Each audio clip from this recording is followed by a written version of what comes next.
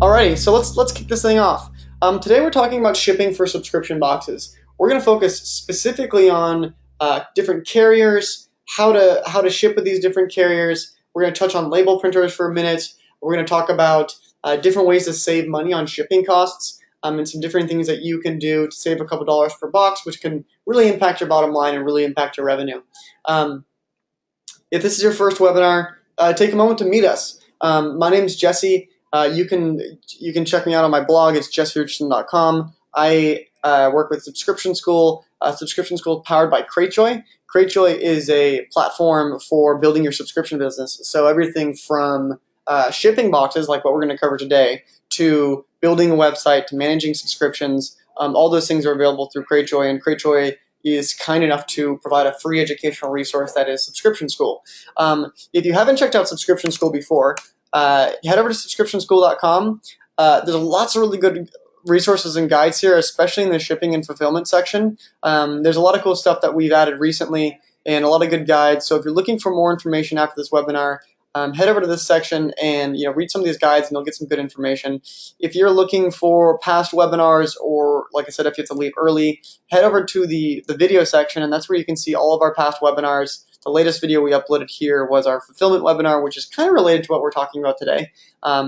And there's other videos here too. We got stuff from everything from Google Analytics to trademark to custom packaging to reducing churn to how to launch a business to getting early subscribers. And if you like the webinar today, and hopefully you do, feel free to stop by the webinar section of subscriptionschool.com and enroll in as many of these webinars as you want. They're totally free, and we host about 5 to 6 a month or so, all different topics. This month we've talked about email marketing, how to launch, the Cratejoy marketplace, shipping, and churn. So there's a lot of good topics. It changes up quite a bit every single month, and I really encourage you guys to go there. Also, another good area to check out is the resources section. Some of what we're going to be talking about is dealing with shipping and how to work with third-party partners to get lower shipping, like maybe a fulfillment center. So as we go through that stuff, if you're interested in learning more about it, go to the shipping tab of the services and resources, and you can find some different resources that we're going to refer to in the webinar today. Also with Subscription School, be sure to like our Facebook page. It's just facebook.com/subscription school. This is where you'll get the most up-to-date guides, the most up-to-date announcements for webinars. We'll repost a bunch of cool old videos, older guides that we've already published, that type of thing. It's a great resource just to go like the page. And in addition to that, we also have a private Facebook group. So if you go to facebook.com/groups/subscription school, you'll find a private group, and you have to request to be allowed in. But it's an awesome community, and I really encourage everybody who's listening to this to come and join that community if you're not already a part of it. There is about 1,700 business owners in this group who are at all different stages of running a subscription business. So from just choosing the idea and getting a launch page up to shipping 10,000 boxes, we have people of all different sizes in here. It's primarily meant for kind of the newbies in the group, people who are kind of just first kicking this thing off. But there are a lot of people who are in this group who are much more advanced. So it's not just a group just for people who are just starting off. You'll get a lot of really good qualified people giving you advice, and it's really awesome to see. People post their packaging, they'll post questions about their launch page. They'll share their struggles. And everybody here is really supportive and really hands-on with their constructive criticisms and just support they give you, and making sure that you're accomplishing your idea as best as you can. Okay, last Subscription School shout out here, the YouTube channel. If you're looking for this webinar and you want to have it as soon as it comes up, follow our channel, because there's a slight, like a couple day delay from the amount of time it takes us to upload the video to YouTube to actually getting it on Subscription School in that video section that we just went over. So take a minute, head over to YouTube, and go follow us and subscribe to the channel. And when we upload a video, it'll get emailed directly to your inbox. So you'll get the most up-to-date webinar recordings and videos that we publish before anybody else does. Okay, enough of that. Let's jump into this stuff here. And again, too, I noticed we got a lot more people who have just joined the webinar, too. If you do have questions as we go through this, drop them in the question section of the GoToWebinar control panel. But keep in mind, we're going to do all the Q&A at the end. So if you do ask a question, just hold tight for the first 30 minutes or so as we get through this, and then I'll jump into answering those. So today we're talking about shipping, but what are we really focusing on? Number one, we're going to talk about why optimizing shipping is really critical for your subscription business. I'm going to talk about some different shipping options, some different things that you can do. I'm going to have a little bit of notes here about Canada and the UK. We have a couple people in our group who have given us some good advice about these places and some solutions that they found. I'm based out of the U.S. and I've only shipped boxes from the U.S. So this feedback in this webinar for international shipping is going to be pretty light, but it will be there will be some notes about it. We're going to cover USPS, UPS, FedEx, DHL. Those are kind of the main four shipping options for you. And at the end of the webinar, I'm going to give you guys an assignment to do. So you guys are going to walk away with something to do today to start getting those shipping costs down and determining how far you are from the cheapest shipping options available. So let's ask ourselves for a second, like, why does it even matter? Why should we even really care about shipping? It kind of seems like a mundane, uninteresting part of your business. And I mean, granted, it's not the most interesting thing about subscription boxes. It's certainly not the most fun thing to do. You might really love doing packaging design. You might really love, finding the best products. But it is really important. And the reason why it's important is because shipping can be a really rigid cost. And when I say a rigid cost, I mean, once you have a shipping cost, it's really, really difficult to get that to go any other direction than up. And when I say up, I mean more expensive. Over time, our carriers are going to increase our rates because of fuel charges, other weird surcharges, delivery charges. It might be something associated with some piece of legislation that just went through Congress or something like that, and now shipping carriers add this other new taxation. Whatever it is, usually these prices only go up. They rarely ever go down. The USPS, for example, in January announced new cubic pricing rates, and they were quite a bit more expensive, like I think maybe a quarter for each tier than it has been for the last couple of years. And so I don't think I've ever really seen shipping prices go down. And because of that, you want to make sure that you're optimizing it from the start, so you're making sure you're getting as low as a price as you can as early as possible, so you can be saving as much money as possible. And keep in mind, I mean, a shipping cost per box affects every single one of your shipments. Like, this isn't some like one-time expense that you kind of realize and then you kind of move on from. Like, this is a recurring expense. It's a part of your cost of goods, right? It's a part of the fulfillment cost of your product. It's included in every single box's price. And it's unavoidable. It's a part of doing business as a subscription business. I mean, we're shipping nationally, we're shipping all over the country, and that means that we have varying shipping rates, and that shipping is a reality of the business model. But that said, it doesn't mean that you can't get lower prices and you can't optimize as part of your business. That's going to depend on a few things: where you're buying postage and who you're buying it from. Obviously, the size of your box, the weight of the contents, maybe even the types of contents. Maybe you're shipping something that's either really fragile and needs some type of unique shipping method, or you're shipping something that's like alcohol or something, or you've got something unique about it. That can sometimes affect the price too. One of the things I encourage you to do just right off the bat, if you're looking to get an idea of how much shipping will cost, if you haven't started doing shipping before, go to the Cratejoy shipping calculator, and it's a neat little tool that we built to kind of give you a basic sense of what shipping might cost you. I'll pull this up here. It's just start.cratejoy.com/subscription shipping price calculator. If you just drop in a Google Cratejoy, what's the word I'm looking for? Shipping calculator. I'm sure it'll be like the first thing. So you can go through this, choose what kind of tier you're in. You can do your custom box size if you want. You'll drop in a couple things, and it'll start to you estimate your weight, and it'll kind of give you a little map here at the bottom, and you can start to average out your costs. It's not totally accurate. I mean, this is being pulled from the USPS's website, but it's not going to be like I wouldn't assume that these are going to be the exact shipping prices you're going to see, but it should give you a pretty good estimate. You can see here if you were shipping from Texas, given the stuff that we plugged in, you're looking at somewhere between $670 and $1266 for shipping. So it'll give you a pretty good range, and I think the range that they give you here can only be optimized and can only get better over time. If you do some of the tricks that we talked about today, there might be some ways to kind of get this price you see down. That's something that's a good tool for you. I really suggest using that. And like everything education wise, with Subscription School and Cratejoy, it's totally free, so there's no reason not to use it. Okay, so let's jump back into this. Really quick too, I always get this question. People say, well, what kind of label printer should I use? Here are 3 label printers that are kind of the 3 different tiers of printers. So it really depends on what stage you're at in your business. If you're just starting out and you're doing maybe 100 or 200 shipments a month, the Dymo 4XL, it's this label printer right here. It prints really cleanly. It's a thermal printer. So it uses heat and not ink, so you don't have to worry about ink costs a bunch. It's about $300. You might be able to get it for cheaper on like Amazon, maybe like $200. I think is the lowest I've seen it. If you're doing a little bit more and you have a shipping day where you're doing 1,000 or 2,000 boxes, the Zebra GX 430T is kind of the start of the professional tier. I use a Zebra printer. They're really easy to use. The quality of the labels is also really high. I've never used this exact label printer, but the idea is once you get to this stage, you want your labels to be coming out like really quickly. You don't want to have to like wait like every couple seconds for a label, because when you're dealing with 500, 1,000, 2,000 labels, that can mean like literally like 8 hours of a label printer printing, which is a total pain in the butt.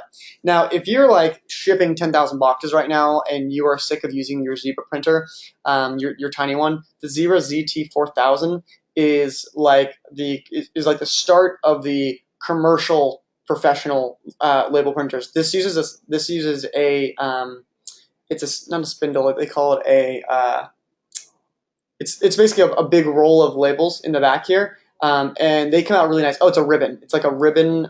It's a ribbon of labels, and this thing shoots it out like super fast. Like it doesn't stop. Like these label printers on the side will go like they'll print and go boom, and they'll stop for a second and go boom. This one just like shoots. So if you're trying to find a new solution, those things start around like $1,300. Sometimes a shipping partner will let you use theirs. So if you're working with FedEx or UPS, they'll sometimes bring one into your facility, which can be really nice. It depends on your shipping carrier and if they have that option. But the amount of time it will save you, and splitting up into different batches, it just makes it so much easier to deal with. So if you have any more questions about label printers, let me know. That's basically it, though. That's all you really need to know is if you're going to get a label printer at home, assume that you're going to be starting out around the $200 or $300 mark. So let's talk about shipping methods. So you have access to several carriers as a subscription business or as any type of shipping business or e-commerce business. But let's talk about who's best. Let's talk about weight. Let's talk about volume. Let's talk about how to get these shipping costs down. And so over the next couple slides here, I'm going to give you basically 5 different carriers. On the 5th carrier, it's going to really be about international shipping. But these first 4 carriers are basically the 4 big ones for the U.S. and for domestic shipping. I'm going to start with DHL. DHL can be one of the cheapest solutions for shipping. It's low cost isn't the only thing you need to pay attention to, though. So DHL, let's start with the positive.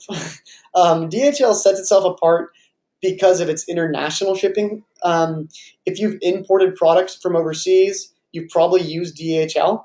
DHL's got a huge international network. It's one of the biggest and one of the most reliable for international shipping. And when I mean international shipping, I mean shipping, from the U.S. to other places. It's got locations in like 220 countries. It covers like 12,000 destinations. So it's got a really large network. But the quality of that shipping isn't the best. In fact, I don't really recommend it for domestic shipments, primarily because it takes a lot longer for the cheapest type of shipping through DHL. It's not really great for time sensitive. It's not really great for fragile shipments. I've done a couple of shipments with DHL in like the realm of like 20 or 30,000 boxes, and almost every single one of these boxes, and I mean, we're not talking about a small margin of error. We're talking about thousands of boxes had shown up like really beaten up and really dirty. And the reason why that's important is because you got to think about the customer experience. And so, even if your stuff isn't super fragile, just think about how you want your package to arrive on doorsteps. If it is fragile and you want it to look nice, DHL probably isn't the best option, and you can probably find someone who can be pretty competitive with their prices, and probably will deliver quicker. Also, I don't really like their tracking dashboard. So if you go to DHL and you want to go look up your shipments, it's just kind of cumbersome. It's just difficult to manage your shipments in their dashboard. It's just not the best user experience, and so for that reason, I think that DHL, outside of its merits with international shipping networks and outside of its merits with cost, it's just not. It wouldn't. Be, I don't think it's the best solution on the table. It is an option, and you can always try it and see how it works for you. But out of my experience, DHL has always been kind of one of the grubbier shipping experiences for customers. So what about FedEx? We all know about FedEx. We've got those FedEx, print and ship stations all over the place. FedEx is generally seen as one of the faster, more reliable shipping partners. They're a little bit more expensive. Their costs are definitely higher than DHL or the USPS.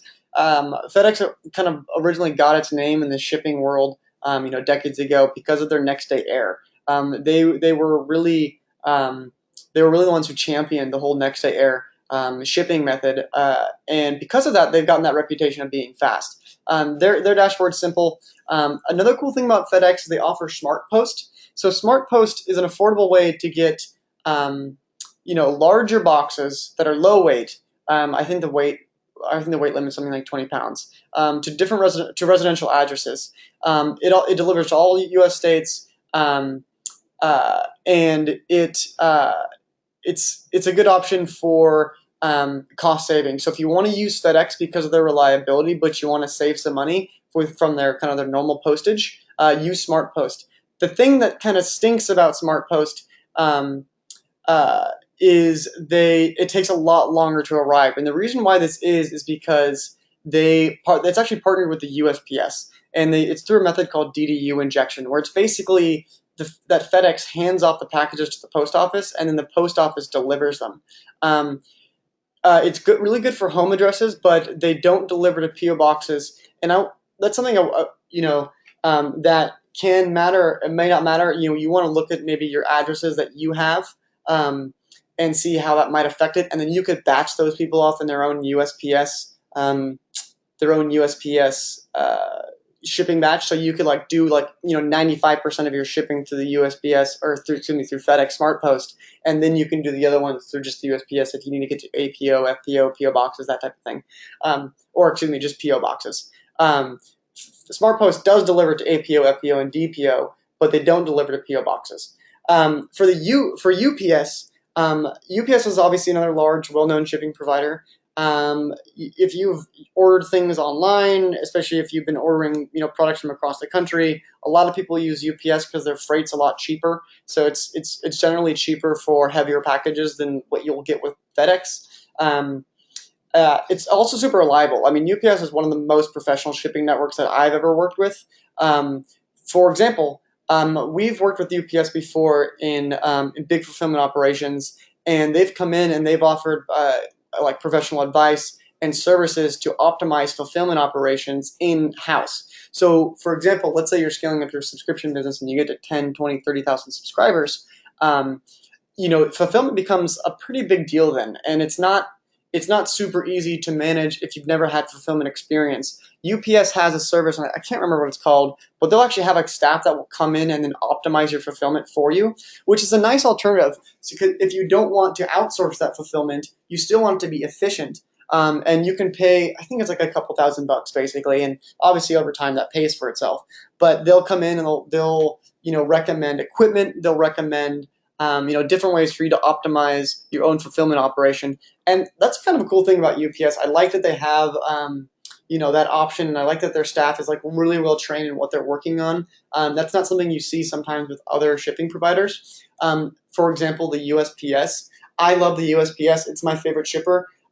But you go to a post office and you ask someone at the post office about different services and cubic pricing from the USPS, and they probably won't know what you're talking about. In fact, I've heard many stories of people trying to drop off a big shipment at the post office and then having them being rejected by that postmaster because he didn't really understand what cubic shipping was, even though it's totally legitimate and you can drop off the box at the post office. I actually had a friend who I gave some advice to and said use cubic shipping, use these rates, just go drop off your post office, and he took his first shipment of 40 boxes or so down to the post office, and then he left with the 40 boxes. He's like, they told me cubic pricing, my box wasn't in the right tier or something like that, and we redid the math, we made sure it was correct, and in fact it was. And so he went back there and had to basically kind of argue with the people for 20-30 minutes. They eventually took it, and eventually it was shipped correctly. So not the most professionally trained staff, I would say, out of everybody. You'll have a lot longer lines at post offices. It can be a little bit of a pain in the butt to work with them, but it's probably one of the best, if not the best, options for a couple of different reasons. Number one, from my experience, it's always been super safe, clean, reliable, and secure. Shipments have I think generally the rates I saw were like 1% or less error rates. And when I say error rates, I mean packages that arrived damaged, misdelivered, or went missing. So very low. When you use cubic shipping with priority mail, it comes with a certain amount of insurance already built into it. So that's kind of nice. So you can always open up those claims and get your money back. Another interesting thing about the USPS, if you care about this type of thing, is they have a growing electric fleet of vehicles, and so they transition to electric fleets, and they are transitioning further because it helps keep their costs down, so they're not as affected by oil prices, which I think is really cool. So if you're interested in not only the environmentally conscious aspect of that, but also for hopefully a little bit more stable prices, that's another kind of perk about the USPS that they've kind of built in, so they can ensure that their prices don't get crazily impacted by oil, which is a reality. So they have really low rates for packages under 2 pounds. If you're shipping a really light box, it's going to be really cheap. The USPS First Class would be an example. If it's under 16 ounces, it's like ridiculously cheap. You can ship boxes for like $2 depending on your zone. Cubic shipping is awesome too. So cubic shipping, I think, is the way to go. If you're shipping a small or medium-sized parcel through the USPS, using the cubic shipping contract with them is going to save you tons of money. It's going to blow the prices you get out of the water from what you normally had access to at the USPS, like an actual post office. Like with cubic shipping, for example, like I said, you wouldn't go into a post office and say, give me your cubic shipping rate. The person probably wouldn't even know what you were talking about. You would get cubic shipping through a reseller like Cratejoy. Cratejoy uses cubic shipping, or through somebody else. And you could get a contract yourself. It requires something like 50,000 packages sent a year. So if you're not that big, obviously it doesn't make sense to do that. But using cubic shipping is beneficial for a couple things. Number one, it's based on volume, not weight. And so you can have a 5 by 5 by 5 box, and you can have up 20 pounds in that box. And if it's 1 pound or 20 pounds, it's going to be the same cost to you. So because of that flexibility of price of weight, it reduces the variation of price, and that means it's going to be a lot more projectable for your financial planning. It's going to be a lot more projectable for your cost of goods. You can if you plan on using the USPS when you're first pricing your subscription box, and you get a solid quote, for $7 or so a box, like you can pretty much rest assured that you're going to pay $7 on average per box, regardless of what you put in your box each month. So that can be a really great way to save money on shipping, is through cubic shipping, and it's something that we're going to talk about a little bit later. And then obviously with the USPS, it's guaranteed delivered to APO, FBO, DPO addresses, PO boxes. USPS delivers to all U.S. addresses, basically, even if they're overseas and stuff like that. So it's a great solution, and I think it's the best one. And check this out. I mean, the USPS is acknowledging subscription boxes, and that's pretty cool. If you go to USPS.com, you'll probably see this banner that shows NatureBox and BarkBox. Those are two huge subscription businesses. They're making really big efforts, and they actually recognize that subscription boxes are a growing industry, and so they're doing bigger and better things. So it's easier for us to schedule pickups. It's easier for us to save time and money with them. And because of those reasons, I think the USPS is probably the premier shipping partner for subscription boxes, and the ones that I would suggest. Really quick, before we go to this next slide, I just want to see if there's any other questions here. Okay, it looks like we got some questions coming in, but I'm going to still save these. I don't see any that are super pressing at the moment. Okay, let's go back into this. All right. So carrier number 5 here is about international options. So if you're wondering about international shipping, I can give you a little bit of advice on this. If you're shipping from the US, if you're using something like USPS, you'll be like first class international. Um, Generally, though, most of the shipping, most of the carriers outside of the going out from the U.S. to the outside of the U.S., their prices can be generally the same. You might be able to save a little bit more money with, like, for example, DHL or something like that, but it's not going to be a huge margin of difference between each one of them. Obviously, that depends on what you're shipping and how much it weighs and what the value of that package is. And kind of where that comes into play is custom forms. So when you're filling out custom forms, you want to look for a carrier that makes it easy for you to do that, and you want to find a platform that makes it easy for you to do that. So shipping from the U.S., that's what I would suggest. I would suggest USPS First Class International now.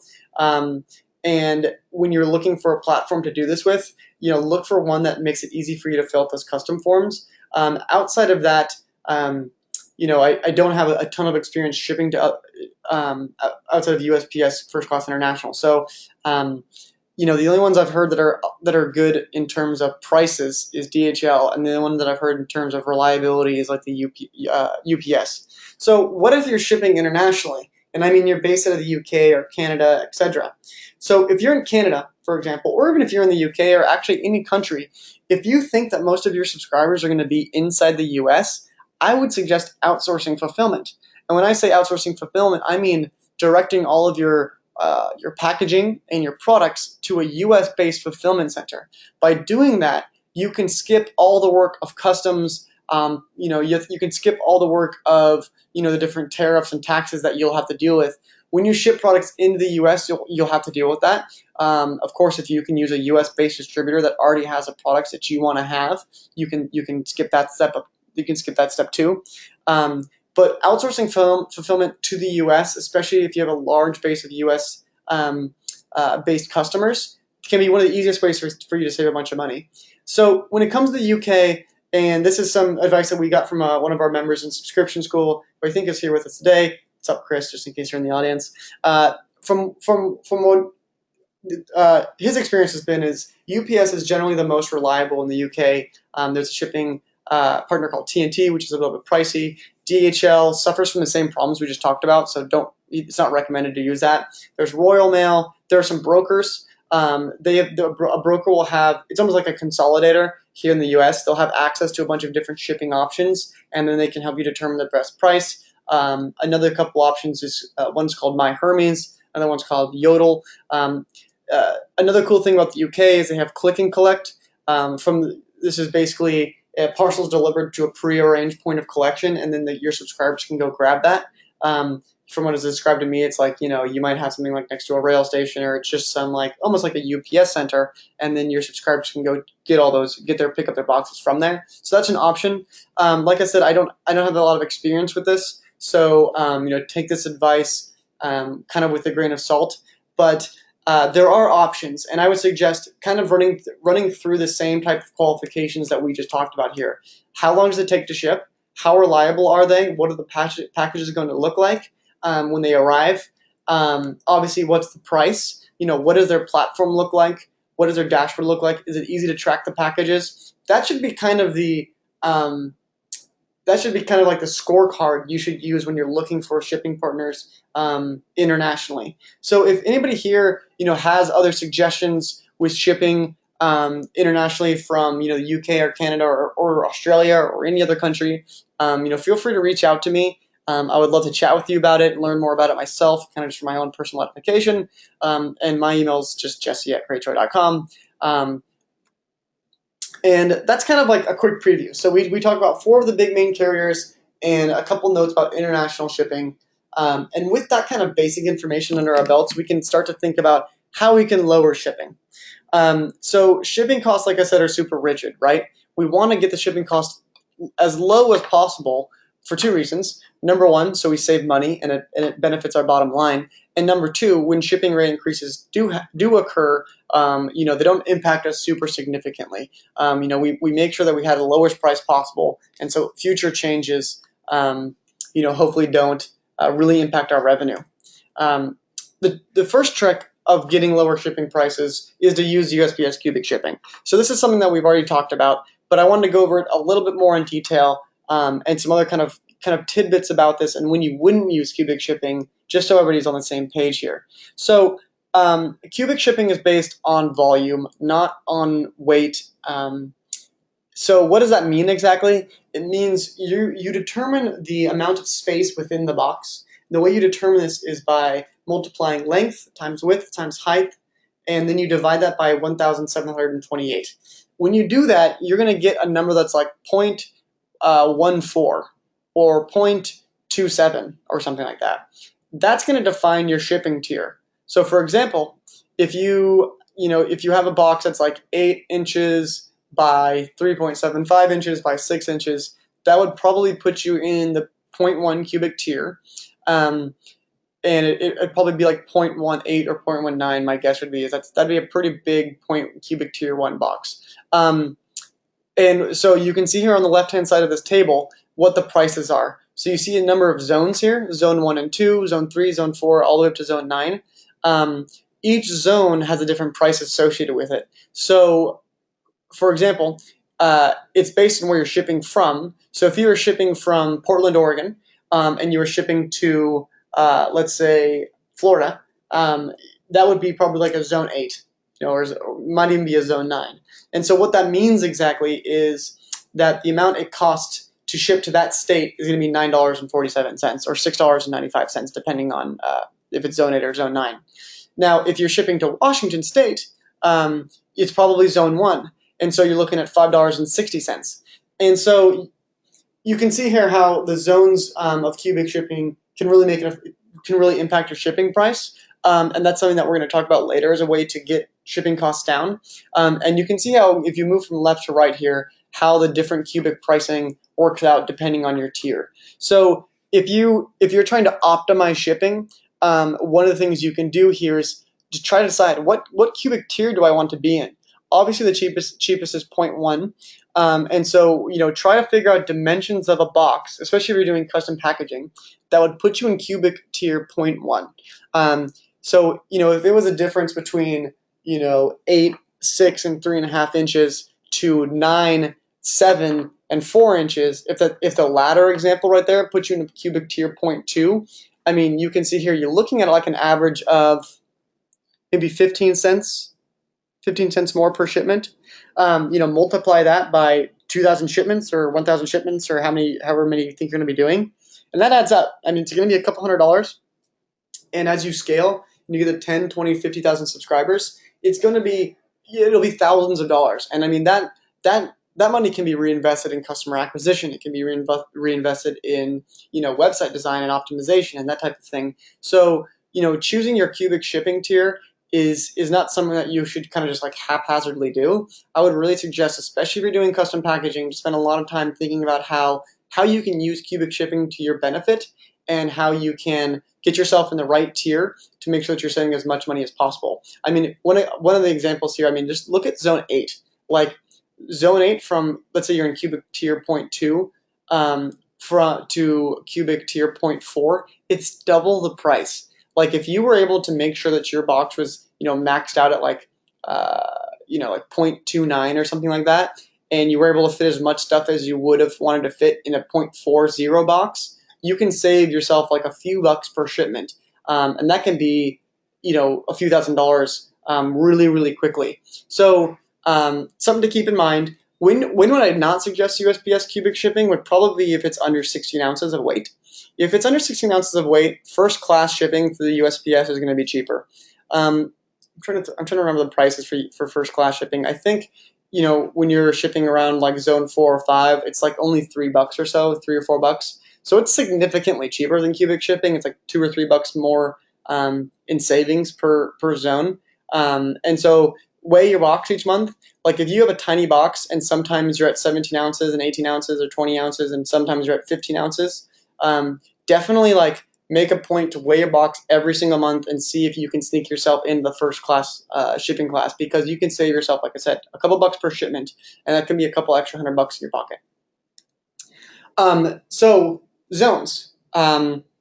Remember, these zones are based on your from address. So how can we use this information to inform us on how to save money on shipping. There's two maps here on the bottom, and you can see on the left-hand side is a map that defines zones 1 through 8, and how shipping from, this is what, Nebraska or something, how prices would be affected from shipping from literally in the center of the United States to, on the right hand side of the screen, what would be shipping from Portland, Oregon, or up in kind of the Oregon, Washington area. So if you were, let's say you're based in the Pacific Northwest, rather than shipping out of the Pacific Northwest, look how much more orange is on your chart.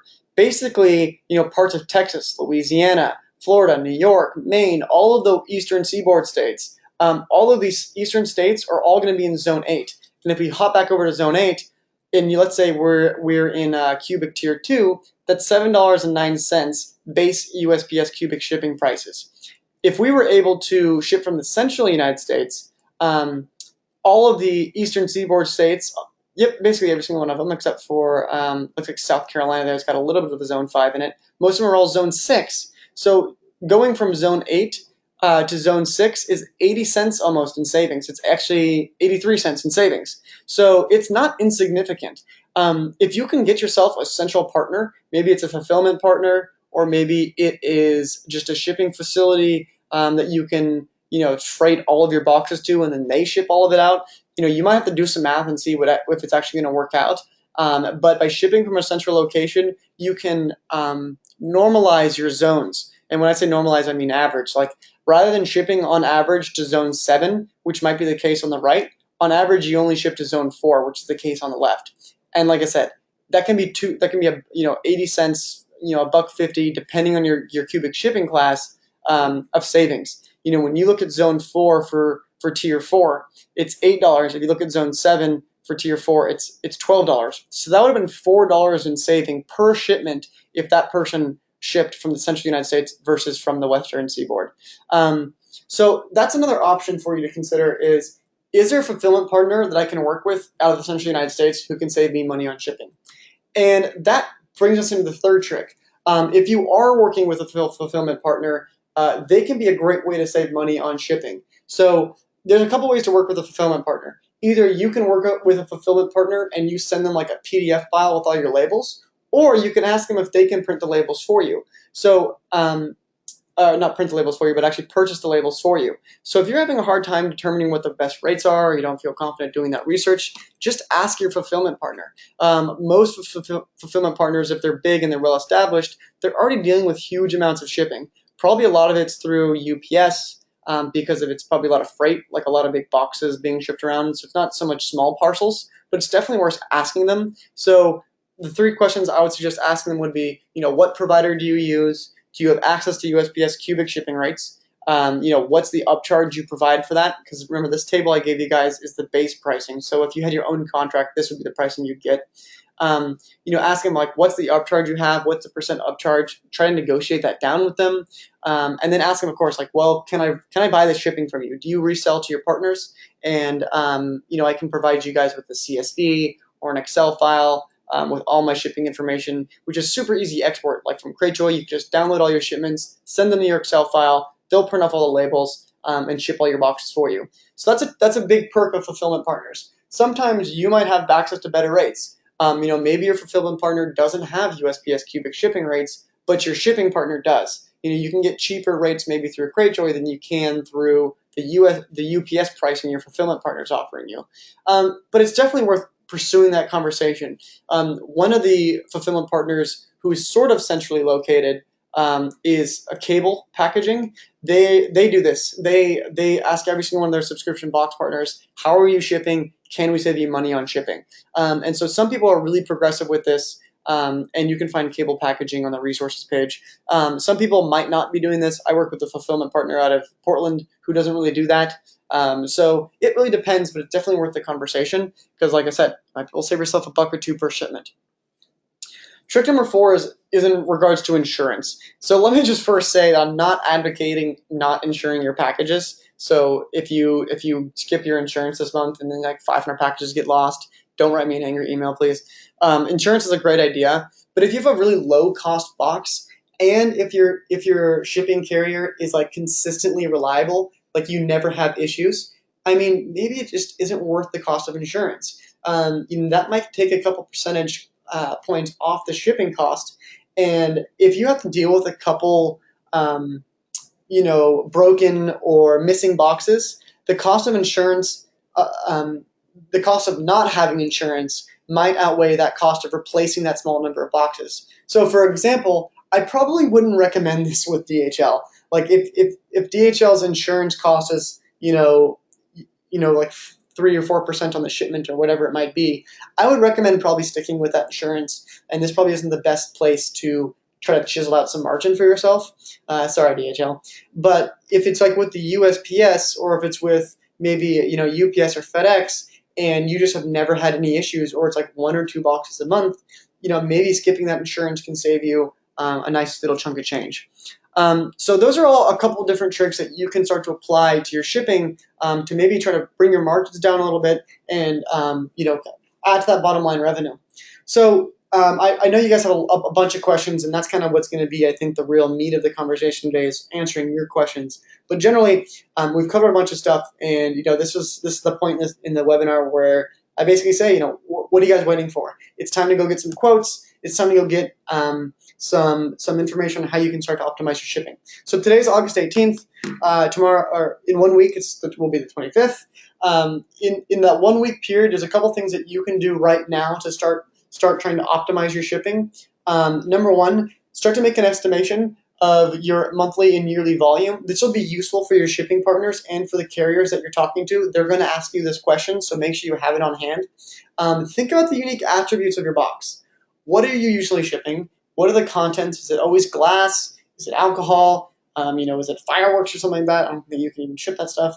But is there anything that's going to require special attention that warrants you telling your shipping partner or your carrier? Because again, they're going to ask you that same question. And then start researching and requesting quotes from potential partners. So talk to FedEx, talk to UPS, talk to USPS, talk to DHL. Start asking for quotes. Use that Cratejoy calculator. Look for any options you can online to get yourself cheaper shipping. The nice thing about Cratejoy is you can buy shipping through us, and it's pretty cheap. But if you want to ship another way and you can save yourself money, you can still do that. You can export your shipments, and you can ship however you want. Cratejoy, for example, they have access to a USPS cubic shipping rate. There's a small upcharge. I don't know what the percentage is, but it's pretty nominal.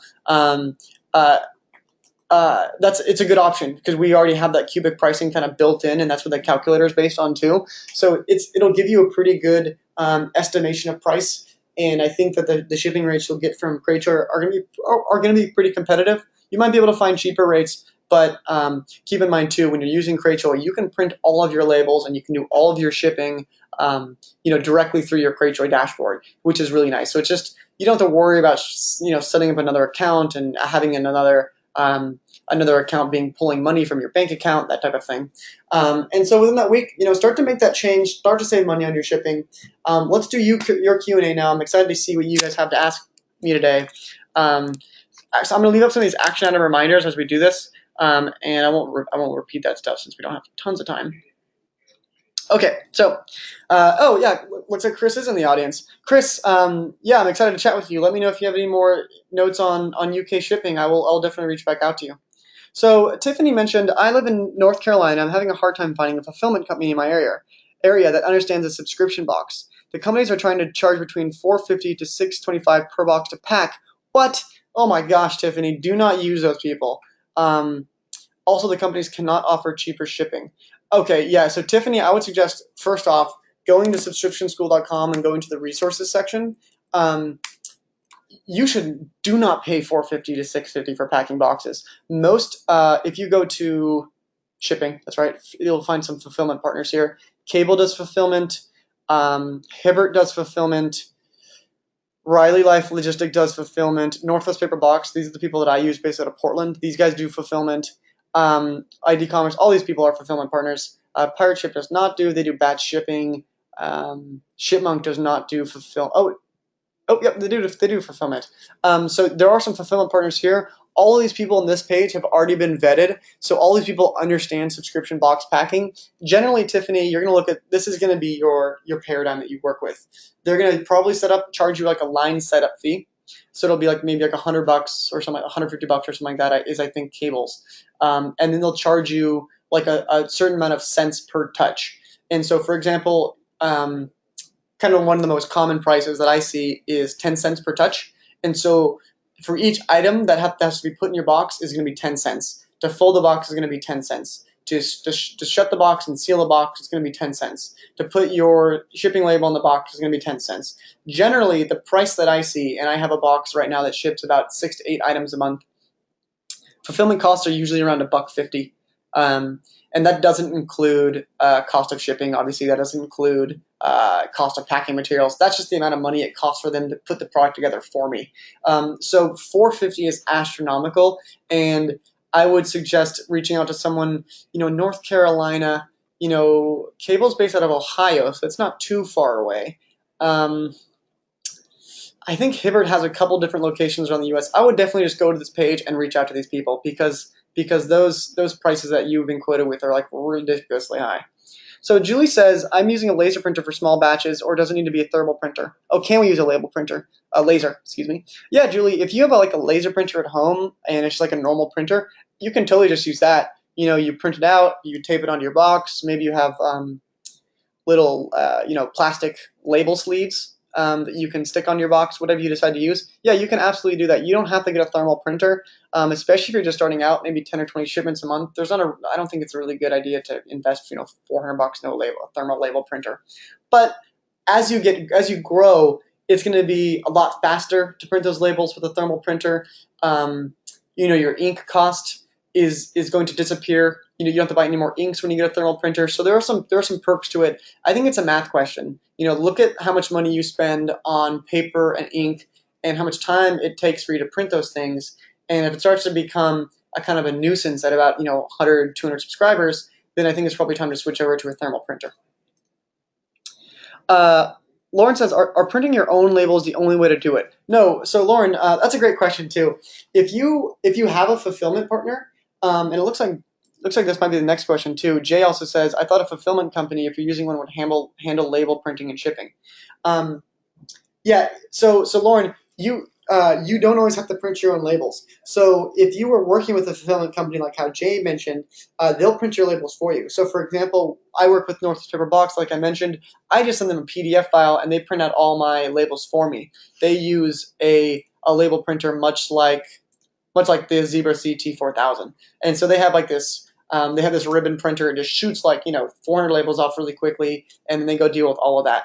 I already pre-purchased the shipping, Jay, because I get better rates than they do. So I decided to use my own shipping method, and so I just send them prepaid postage labels essentially, and then they print them off. But if you don't have access to that stuff, like I said, your fulfillment partner can totally be the one who also buys the shipping for you and then charges your account down the line. I think that's just a conversation you need to have with them. Really figure out what the rate's going to be. Give them like a dummy shipment, maybe of 200 labels or something like that, and say, hey, here are these 200 addresses. Can you give me a quote? Like, what would this batch cost me? And it should be pretty easy for them to do that. So Shalini says, can you also talk about shipping perishables? So Shalini, this is also another great question. I mean, shipping perishables is a really big question. I think it really depends on what you mean by perishables. Is it fresh fruit? I can't speak right now. Is it fresh fruit? Is it fresh food? Is it meats? Is it cheeses? That's going to impact you in a couple different ways besides just which carrier to use. So for example, I wouldn't use DHL because it's going to take longer. You don't want to use someone that's going to take a long time with fresh food because the longer it's in the box, the hotter it's going to get. USPS would be a good option here. Using priority mail, you're looking at like 1 to 3 day for shipment times, unless they're probably like Alaska and you're shipping from Florida. It might take like 4 days then. But you want to use a fast shipper. In addition to that, Shalini, you want to use a box that's going to be able to support those types of goods. So for example, are you using a box with an insulated liner? Are you using cold packs? One really cool way to to kind of deal with perishable things is, let's say you have a box that doesn't always have perishable products in it. You can have your normal box and then get like a bubble or a foam mailer, put your perishable products in the foam mailer, put like a cold pack in it, and then seal that foam mailer, put that foam mailer inside your normal shipping box, and then ship that box. And that'll provide a good amount of insulation to keep that item cold. But like I said, it really depends on what you're shipping. If it's fresh food and you're doing a box like Blue Apron or something like that, probably what you want to do is find a carrier who has a consolidator network. So USPS, I think, has an option like this, where I would suggest calling up a postmaster or getting a hold of the USPS and saying, I'm shipping fresh food. What's the best way to do it? They'll give you access to like a network of different fulfillment centers, and so you might have fulfillment centers in the Pacific Northwest, in Texas, in North Dakota, and in Maine, and you'll have to ship your fresh food, or wherever you're sourcing it from will be sent to those 4 different fulfillment centers, and then they'll work with the USPS and other consolidating networks to hand them off to different people who can deliver them. One example is like with Blue Apron. I used to get it delivered to my house, and I used to always get so confused because sometimes it would show up in a USPS shipping like in their carrier cars. Sometimes it'd show up in like a Prius. Like, it'd be the weirdest thing. I'd be like, why is there a Prius showing up to my house? And it'd be a courier network. Sometimes it would show up in a white van. They'll basically figure out who can get your product to doorsteps as quickly as possible, and then they'll figure out how to get that, to make that happen. So depending on what you're shipping, Shalini, I would suggest approaching it from that way, making sure your packaging is insulated, making sure you're choosing the fastest shipping options possible, and then talking to your shipping carrier about consolidators or courier networks to get things faster, get things there faster. So hopefully that answered your question. So Jonathan asked, can you explain the difference between APO, FPO, and DPO addresses? So these are like military addresses. APO addresses are military addresses. FPO, what does FPO stand for again? So for position only or for placement only, it's just a U.S. address that's overseas. That's the easiest way that I can explain it. So basically, if you're shipping to U.S. addresses like military bases, or I'm trying to think of any other type of U.S. addresses, U.S. territories, addresses like that, that's what APO, FPO, and DPO are going to be related to, and that's what the USPS delivers to all of them. Is because those are all technically U.S.-based territories or U.S. land, and so the USPS has got to ship to those places. So let me know if that answers your question there too. Dina says, I use ShipStation to my shipping, and cubic shipping is not available. I spoke with the customer service, and I was told that it had to be priority mail. How do I get cubic shipping rates? Dina, if ShipStation isn't providing you that option, then I would suggest trying to find a different option. So Cratejoy, like I said, uses cubic shipping. Another person who offers cubic shipping, I know Pirate Ship offers cubic shipping. Ask maybe your fulfillment partner, if you're using a fulfillment partner, if they have access to cubic shipping. I think stamps.com has cubic shipping. So maybe just finding a different solution than ShipStation. I feel like ShipStation should allow cubic shipping. I feel like I've used that before. Cubic shipping, ShipStation. Either way, if you think it's going to save you a bunch of money, then I would definitely suggest using it. USPS cubic shipping. It looks like ShipStation should allow it. Now, it is priority mail. Even though it's cubic shipping, it's still called priority mail. So maybe it's a misunderstanding with the customer service rep.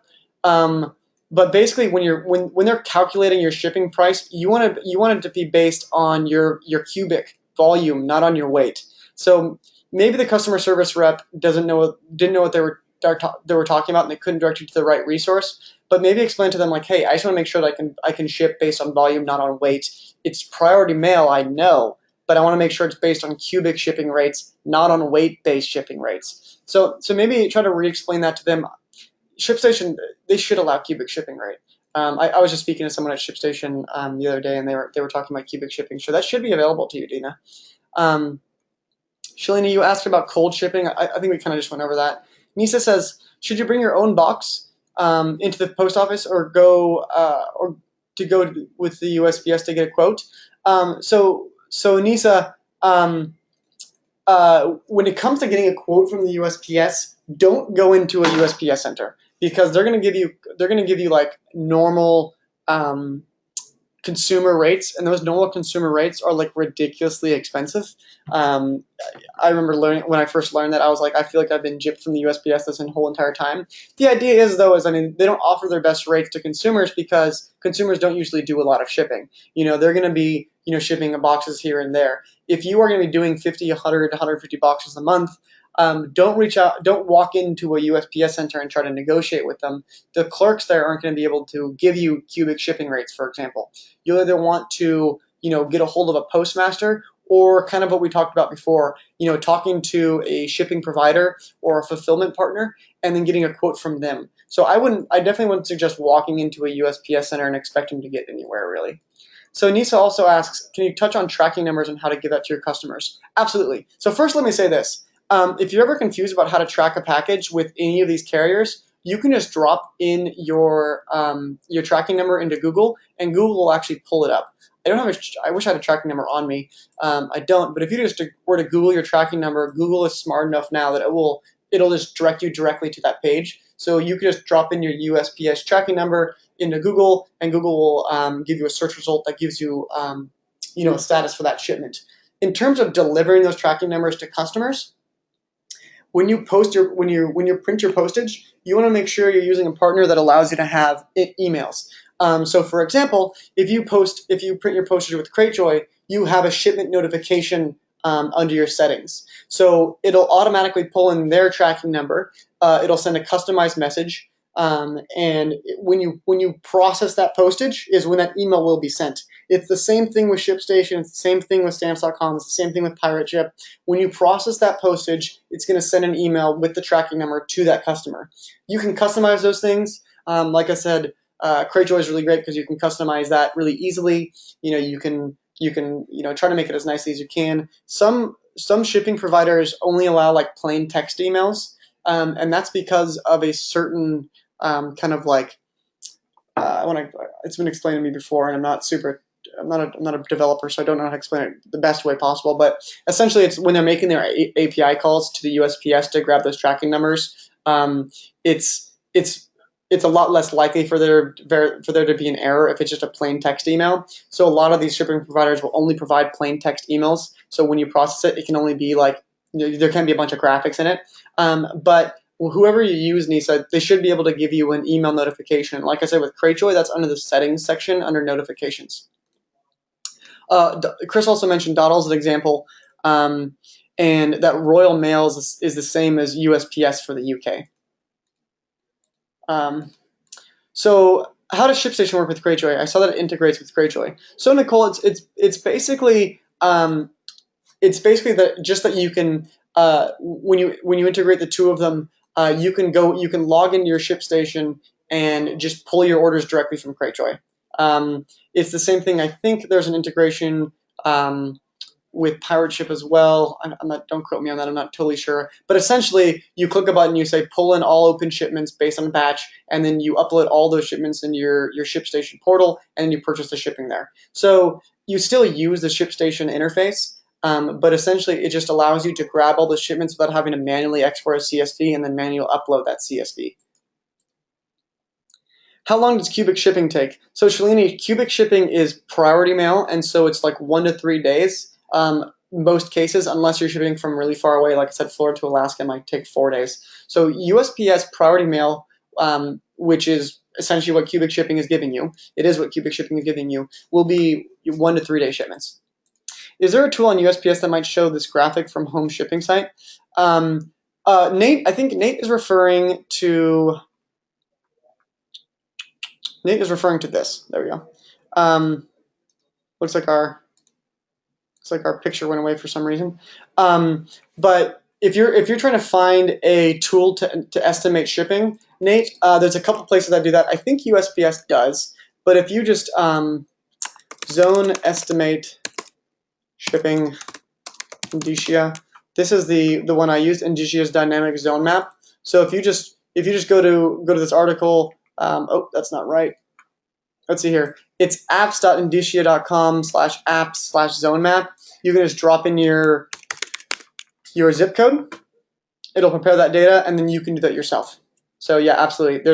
That's through Indicia, not through USPS. It's a different site, but it's giving you that same information. So Julie says, if I anticipate my box will be less than 2 pounds, how do I determine the first class rate? And can that be done via Cratejoy, or is that just for the cubic shipping? For Cratejoy, I think it's just for cubic shipping. So if it's gonna be less than 2 pounds, the way to determine if it's first class rate is if it's under 16 ounces. And I think the USPS gives you like 1 or 2 ounces of leeway, so I think you could even ship 18 ounces. But what you'd want to do is, depending on your shipping partner, I would reach out to us at Cratejoy, support@cratejoy.com, and ask them that. I'm sure there's a way to configure it. I've never configured it before. I ship with a different partner, so I don't want to give you a wrong answer here. So reach out to us. We'll let you know for sure. Otherwise, weigh your box, and when you're choosing your shipping options, whether it's through Cratejoy or whether it's through any of these other options here, just fill it in. Make sure you choose USPS first class. And most of these guys should give you like a warning, like when you choose first class, and if you enter in over 16 ounces of weight, it'll probably say, "Hey, warning, you can only do 16 ounces." And so that'll let you know if it applies or not. But like I said, all you have to do is really weigh it. Is there integration between Cratejoy and Shopify? We have a standard e-commerce store and are getting ready for a subscription box, but we want to keep everything streamlined. Yeah, Julio. There's not an integration between Cratejoy and Shopify, but you could put like a subscribe button on your existing e-commerce site, and then have our checkout be the place where people subscribe, and then that checkout will push them through your Cratejoy checkout, and then you'll have a separate database for subscriptions using your Cratejoy store. So you can do that. That's another kind of nuanced question that I would suggest reaching out to us to find out specifically the right answer for. So email us at support@cratejoy.com. Let us know what your site is, how you want it to look, and we can give you some good answers. So Nicole says, what's the ballpark range for fulfillment per box? So Nicole, kind of what we mentioned, I can't remember her name, but she also mentioned that she was being quoted like $4.50. I would assume like about $1.50. But like I said, it depends on how many touches you have. Maybe you've got crinkle paper and tissue paper, and you have a packing list you want to have glued onto the top of your box, and you've got the shipping label, and you've got 9 products. It could be a little bit different, but I would expect anywhere between $1 and $2 for fulfillment. Plus, there might be like a line setup fee and that type of thing. So I think about that is about right. Concerning contracting with fulfillment, would you suggest an annual contract, and if so, how might you write the volume clause, or would you suggest a table with the contract which shows volume and price for each tier? So Nate's asking if he's doing fulfillment, how can he get best rates? So Nate, personally, I would suggest working with a fulfillment partner who already understands subscription boxes, because you won't have to deal with this. Like I said, it will be on a per touch basis. That's really the best way to go, since it's so difficult to write in a volume clause. I mean, you could have a great month and you could have a lot more shipments, and then you'll be shooting yourself in the foot because you wish that you would have been able to get lower rates.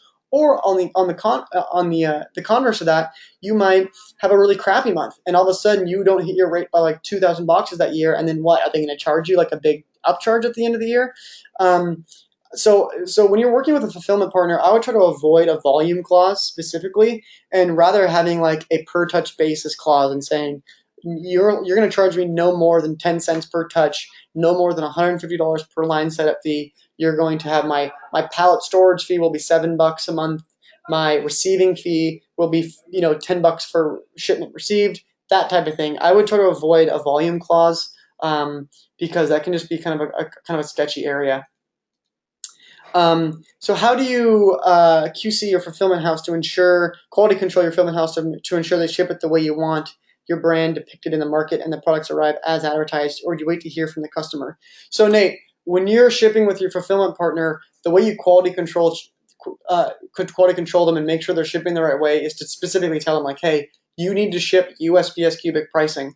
Like I said, what I do with my fulfillment partner, I send them prepaid postage labels. So they can't even change it, even if they wanted to. So that's how I do it. I make sure that the quality control in terms of shipping partner is in my hands. In terms of like quality controlling their packing, I always ask for pictures of the box build before it's shipped. So show me how you think the product should be in the box, and then send me a picture. And you can't ship that box until I give you a verbal okay. So that's what I suggest for quality control wise. If it's local, that's great because you can go into your fulfillment center, you can go take a peek at it. But those are some ideas. So Chris. Uh, so Chris mentioned here, and this is a good point, that if it's fresh food, it's probably going to need to be chilled while in transit, so the cost might go up. So you're going to probably need to find a shipping courier that has refrigerated trucks, and that could probably increase prices. Like I said, there might be some ways for you to kind of finagle your way around this, like with unique ways to have cooling packs and different things like that. Like I said, I've had my food boxes delivered in a Toyota Prius before, and I'm pretty sure a guy didn't drive around with a refrigerator in his back. But if you don't have options if you can't find options like that, I think Chris makes a good point here. Is make sure you're getting a partner who has chilled trucks. And so that's a good question to ask. I think Shalini, you were the one who was asking about this. And so yeah, thanks for bringing that up, Chris. Lauren says, so the regular flat rate shipping boxes from the USPS are going to be much more expensive than cubic. Sorry, this whole shipping thing is actually like learning a different language for me. Yeah, Lauren. So the flat rate boxes that they give you at the USPS are probably going to be more expensive. There's a couple caveats to that. Obviously, if you're packing into a flat rate box, you don't actually have a box cost because you're using their box, and those boxes are free. You only pay for those boxes when you ship the box. But generally, I think they're a couple bucks more than cubic shipping. Flat rate is different than cubic shipping, and like we said before, cubic shipping is really USPS priority mail. So it's a difference between flat rate prices and priority mail prices. Priority mail prices can be different though. There's two different types of priority mail prices, right? If you're buying them based on weight, you might get a different price than if you get it based on cubic volume. So I know it's kind of weird to think about that, but keep those things in mind when you're thinking about the different types of postage that the USPS provides. Okay, so we have a couple more questions left. I'm gonna try to get to all of them. Okay, let's see here. So, what do most people use to seal their box? I just use tape. So you can get like custom craft tape. There's a really cool packaging company called Lumi, and they have branded crafts tape, and I think that's really cool. This tape right here. Now I'm not gonna say it's definitely not cheap, but I think that's really cool. Otherwise, I just use plain shipping tape. Yeah, Jonathan, no problem. Um, Shalini, you mentioned that you had to step away and you didn't hear the question about perishables. I can really quickly cover that. Basically, the idea is this: make sure that you are shipping the good packaging. So, is it an insulated box? Are you using cooled packs? That type of thing. Like Chris said, or do you want to use a courier that has a refrigerated truck option? If you have one perishable thing in your box, maybe put that into like a bubble mailer or a foam mailer and put a cold pack in that bubble mailer, that foam mailer, and then put that foam mailer inside your normal shipping box. There are some different things that you can do there. And also, too, if you want more detail, this whole thing's been recorded so you can watch it tomorrow. So Dina says, how do I use Cratejoy for shipping then? Dina, once you're in your Cratejoy account, just go to shipments, and there's an option to buy postage right in the top right. And you can email us at support@cratejoy.com if you need help with that. We're happy to help. I don't have a box. Can you use Cratejoy to ship packs? Yes. I would suggest Nisa there too. Email us at support and we'll make sure it's configured correctly because I think the default is cubic pricing for boxes. I think you define it though when you set up your product. So I just want to make sure that I'm giving you guys the right answer. So reach out to us just in case I'm giving you the wrong answer. Any tips for international shipping? So Sharon, outside the tips I gave you, I really don't have that many. I'm going to put up the slide here so you can check those out. Nicole asks, what are touches? A touch is just when someone has to do something with your box. So fulfillment center, if they have to put a product in your box, it's picking up that product and putting it in your box. If they have to tape your box shut, it's closing your box and taping it. If they have to put a shipping label on it, it's slapping the label on it. Those are all touches. Is it more expensive to have tissue paper versus crinkle paper? Crinkle paper is a lot more expensive, Nicole. I actually use both in my box. and it really depends on what kind of packaging experience you want to give people. Okay, so it looks like that's the end of the questions. Before you guys bail out on me, though, let me ask you guys a couple of questions. I should have asked these in the beginning. I'm going to have each one of these polls up for just 30 seconds. So if you guys should just sit tight for 2 minutes and just give me a little bit more information about you guys. The first one's a poll on how are you currently shipping your boxes. If you're not shipping your boxes, you can either abstain from voting in this poll or just choose other. But just let me know, who are you guys using right now? And I know that maybe for you international guys, there's not a lot of options here for you, but just I'm gonna leave this up here for a couple more seconds. I realize probably not everybody can vote on this for how quickly I'm gonna close it, but I want to gather just a little bit more information from you guys, and I appreciate you guys giving me this information. It's helpful for me. So let's just leave it for 5 more seconds, and I'll close it.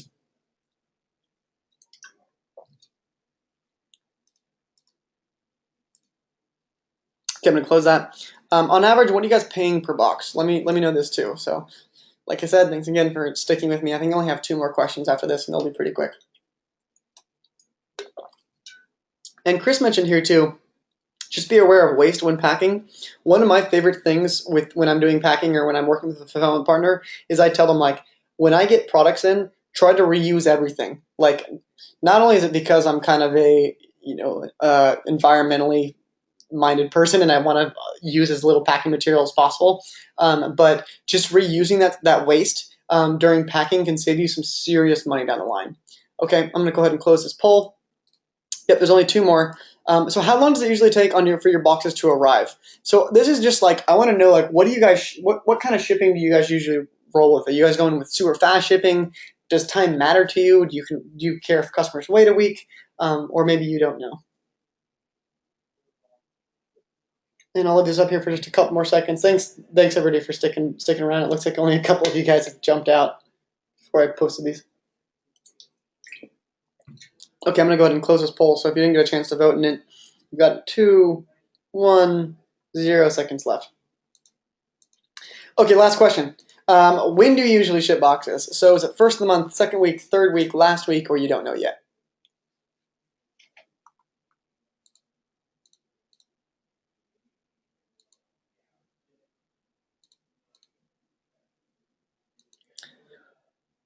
Okay, I'm going to go ahead and close this poll. Thanks again, guys, for showing up to the webinar today. I hope the stuff was useful. Again, this was the first time that we ran this webinar.